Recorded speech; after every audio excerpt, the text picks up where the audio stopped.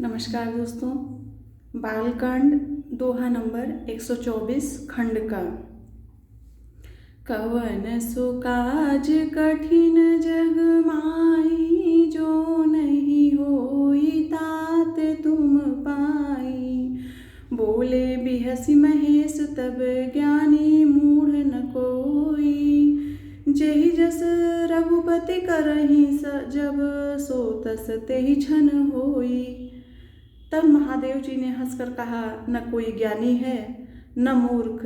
श्री रघुनाथ जी जब जिसको जैसा करते हैं वह उसी क्षण वैसा ही हो जाता है। सोठा नंबर 124 खंड खा।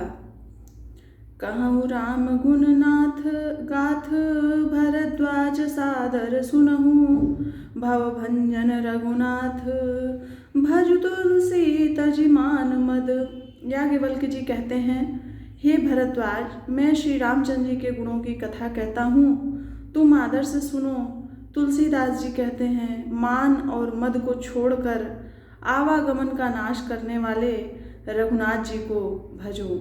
कवन सो काज कठिन जग माही, जो नहीं होई तात तुम पाई। हिम गिर गुहाई कयति पावनी, बह समीप सुर सरी सुहावनी। आश्रम परम पुनीत सुहावा, देख देव ऋषि मन अति भावा। हिमालय पर्वत में एक बड़ी पवित्र गुफा थी। उसके समीप ही सुंदर गंगा जी बहती थीं। वह परम पवित्र सुंदर आश्रम देखने पर नारद जी के मन को बहुत ही सुहावना लगा। नीरखी शैल सरि विपिन विभागा, भयउ रमापति पद अनुरागा। सुमिरत हरि शाप गति बाधी, सहज विमल मन लागी समाधि। पर्वत, नदी और वन के सुंदर विभागों को देखकर नारद जी का लक्ष्मीकांत भगवान के चरणों में प्रेम हो गया। भगवान का स्मरण करते ही उन नारद मुनि के शाप उन्हें दक्ष प्रजापति ने दिया था, और जिसके कारण वे एक स्थान पर नहीं ठहर सकते थे, गति रुक गई और मन के स्वाभाविक ही निर्मल होने से उनकी समाधि लग गई। मुनि गति देख सुरेश डराना, काम ही बोली कीन सनमाना। सहित सहाय जाहु मम हेतु, चलऊ हरसि हिय जलचर केतु। नारद मुनि की यह तपोमयी स्थिति देखकर देवराज इंद्र डर गया।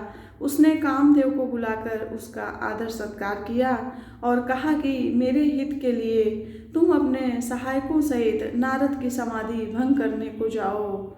यह सुनकर मीनध्वज कामदेव मन में प्रसन्न होकर चला। सुना सिर मन महु असी त्रासा, चहत देव ऋषि मम पुरवासा। जे कामी लोलुप जग माही, कुटिल काक इव सबहि डेराही। इंद्र के मन में यह डर हुआ कि देवर्षि नारद मेरी पुरी अमरावती का निवास राज्य चाहते हैं। जगत में जो कामी और लोभी होते हैं वे कुटिल कौवे की तरह सबसे डरते हैं। कवन सो काज कठिन जग माही, जो नहीं होई तात तुम पाई। यहाँ पर दोहा नंबर 124 खंड का और सोठा नंबर 124 खंड का अपनी चौपाइयों के साथ संपन्न होता है। और अगले दोहे 125 में मैं आपके सामने फिर से प्रस्तुत होंगी। तब तक के लिए आप सभी को जय श्री सीताराम, जय हनुमान।